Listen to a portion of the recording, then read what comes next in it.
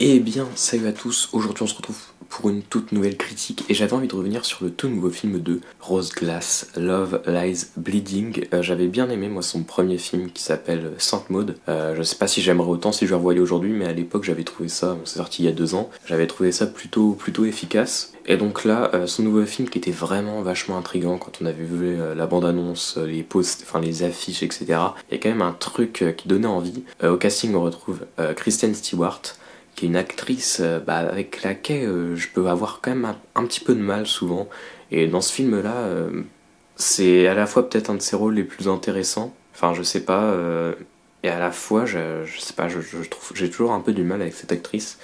On trouve aussi Cathy O'Brien, qui a un physique, bon, on comprend pourquoi elle a été choisie pour ce film-là, parce que c'est un film qui est vraiment, pour ce qui est enfin le corps est très très important dans ce film, et là en fait c'est limite Hulk quoi, la meuf à certains moments dans ce film là, enfin il y a des effets etc, je vais revenir un petit peu après.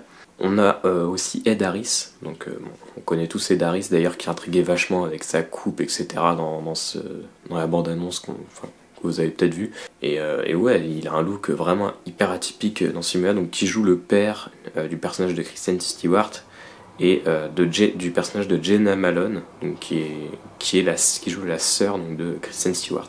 Donc en gros, de quoi est-ce que ça parle, Love Lies Bleeding? Donc voilà, le film s'ouvre globalement sur voilà, la salle de sport, cet environnement-là. Donc on sait que ça va un petit peu parler de musculation, etc. pendant le film. Et donc on voit que... Enfin d'ailleurs, le film s'ouvre quasiment sur Kristen Stewart, qui plonge la main dans les toilettes, en train de retirer de la chiasse, de déboucher des toilettes. Et en gros, elle est gérante, enfin c'est plus une employée de cette salle de sport là. Donc elle s'en occupe, voilà, un peu de façon assez monotone, machinale. Enfin voilà, on lui reproche de pas être très très sociable à un moment. Bon, voilà, c'est pas la joie de vivre forcément pour elle. Et puis elle va faire la rencontre donc d'un autre personnage joué par Cathy O'Brien, donc qui arrive là et qui elle en fait est venue quelque temps pour passer à Los Angeles un concours de musculation, voilà. Et donc en gros voilà de quoi on part. Et évidemment il va y avoir une relation entre elle, donc Cathy O'Brien, et Kristen Stewart. Donc au début, voilà, on a plusieurs séquences comme ça, assez fortes d'ailleurs sur cette relation-là, etc. Et puis le film va prendre aussi un autre chemin, avec une histoire, on va dire, de vengeance, de choses qui sont un petit peu sous terre dans cette ville.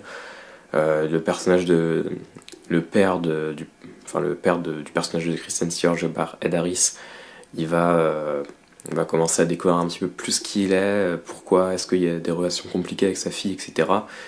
D'ailleurs, l'ami de Kristen Stewart travaille donc dans un... Je sais même plus comment ça s'appelle, putain. Voilà, quand tu fais des essais avec des armes, etc. Bah, elle travaille pour lui dans un bar, enfin dans le bar en tant que serveuse. Et voilà, donc il va y avoir forcément des échos entre tous ces personnages-là, des relations, etc. Et en fait, je trouve que ce qui a intrigué aussi à l'abondance, évidemment, c'est l'esthétique du film, c'est les personnages, etc. Voilà, ça se voit tout de suite, on a des personnages assez atypiques, on a des looks, on a des costumes, etc. Donc voilà, on a une atmosphère un petit peu années 80, même dans la musique, etc. On a vraiment quelque chose de cet ordre-là qui est vraiment assumé. Et en fait, pour moi, enfin, je trouve vraiment que le film, très très vite, au début, c'est assez attirant, etc. Mais en fait, très très vite, tu vois que tout ça, ça vient recouvrir finalement un scénario qui est très très... Enfin, un jeu qui est vraiment... quelque chose qui se joue qui est vraiment très plat en fait, et qui est vraiment pas très très intéressant. Que ce soit la relation entre les deux personnages principaux, au début tu t'y intéresses un petit peu, mais finalement, tu te dis à quoi ça mène. T'as le personnage justement de Cathy O'Brien qui va faire un moment, bon, on va dire une connerie quand même, je pense qu'on peut dire que c'est une connerie de sa part, mais en fait elle a un comportement aussi très très bizarre, mais en fait on n'en fait rien quoi. C'est un personnage qu'on a beaucoup de mal à cerner, et en fait tu te dis, enfin moi je me disais vraiment, mais où ça mène tout ça en fait, enfin qu'est-ce qu'on veut nous dire avec ce personnage là, avec cette relation là. C'est pareil, on n'en fait rien finalement de ce concours de musculation, Enfin vraiment moi il y a vraiment des choses, il y a des pistes voilà qui s'ouvrent, enfin, qui sont d'office refermées. C'est pareil, enfin le personnage de Ed Harris personnellement, enfin toute cette histoire là, voilà, je vais pas spoiler donc je vais pas dévoiler qui il est, ce qu'il a fait, etc. Mais je trouve qu'en fait le personnage voilà tu le regardes, tu dis ok il y a un truc stylé quand même, il y a un truc, il y a quand même un sens de l'esthétisme, et il y a un truc un petit peu presque désirable, enfin désirable, un truc un peu voilà, qui t'attire quoi. C'est pareil, il y a toute une histoire avec un trou, voilà, lié au père, à son passé, etc. Qu'on voit d'ailleurs très vite dans le film avec des flashbacks, on va dire, ou des images comme ça, très stylisées, rougeâtres. Donc on sait ce qui se passe quelque chose, voilà, il y a aussi... parce qu'au début, il y a plein de choses qu'on sait pas forcément, mais on a des petites choses qui apparaissent, des petites, enfin, des mini-scènes qui apparaissent, et qui nous dévoilent peu à peu que potentiellement on va découvrir des choses sur le père par exemple. Mais en fait je trouve que tout ça n'est pas très intéressant. Voilà, finalement une fois que t'as vu ça, bah, tu te dis pourquoi. C'est pareil, la fin qui est hyper étonnante. Bah moi je me dis mais ok, ok c'est stylé, mais bon après faut voir aussi le film comme une espèce de métaphore avec plein de moments. Enfin d'ailleurs on peut dire hein, c'est un film qui est vraiment féministe. Là-dessus voilà, on est obligé de le dire. Et donc il y a une métaphore par rapport aux hommes, etc. Mais c'est pareil, je trouve que c'est vachement limité en fait. Et au-delà d'une grande métaphore partout, même avec ce trou, etc. Bah je trouve vraiment que le film il est très faiblard. Il a pas grand-chose à proposer en fait. Enfin, je trouve que tout est couvert sous cette espèce de vernis qui est l'esthétisme années 80. Ce personnage presque de She-Hulk, on peut dire. Voilà, qui se tue à la salle, etc. Et c'est pareil, même tous les effets que j'ai trouvé, mais. Enfin, j'allais dire gratuit, mais non, c'est pour donner quelque chose, mais en fait, enfin, tous ces effets que j'ai trouvé assez vains, quoi. Les effets.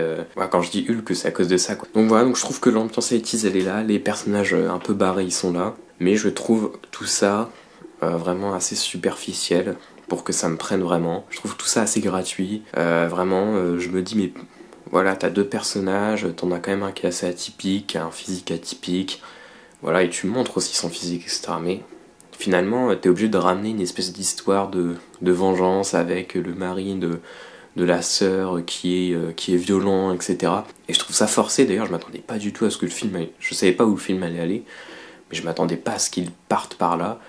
Et je trouve que vraiment à partir de là en fait ça devient vraiment plus trop intéressant. Et qu'en fait même si cette relation entre ces deux femmes elle est assez surprenante, vraiment tu te dis mais enfin après ça va se discuter mais personnellement j'étais en mode mais comment le personnage de Kristen Stewart ne peut voilà elle peut quand même accorder d'autres chances à l'autre personnage, mais oui c'est une histoire d'amour et de sang. Donc il y a quelque chose quand même qui peut se jouer sur cette histoire d'amour, mais voilà, avec tout ce que j'ai dit avant, etc., je trouve que le film ne fonctionne vraiment pas. Et c'est dommage. Voilà, je pense qu'il y avait beaucoup mieux à faire avec ces personnages-là. Mais voilà, sinon, pour ce qui est de la réalisation, bah ouais, on voit que la réalisatrice, elle est quand même un peu douée. Et que ouais, il y a des plans, il y a quand même quelques plans qui sont quand même pas mal. Enfin, après, ça veut rien dire, des plans qui sont pas mal, mais parce que justement, je trouve le film assez raté sur son scénario, etc. Donc il y a des choses que je trouve presque un peu prétentieuses, un peu même presque. Ouais, je trouve que ça s'appète un peu trop en fait.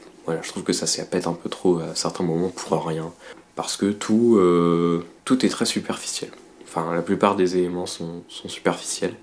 Donc voilà, j'espère que vous avez quand même aimé ce film. Vous n'allez pas être autant déçu que moi. Mais voilà, j'espère que vous avez aimé cette critique. N'hésitez pas à me dire ce que vous avez pensé du film dans les commentaires. Et je vous dis salut.